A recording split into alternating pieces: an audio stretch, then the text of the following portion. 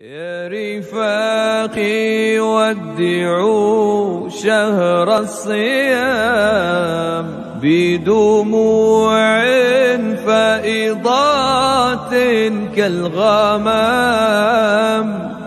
واسألوا الله قبولا في الختام، ومنال الخير مع نيل المرام.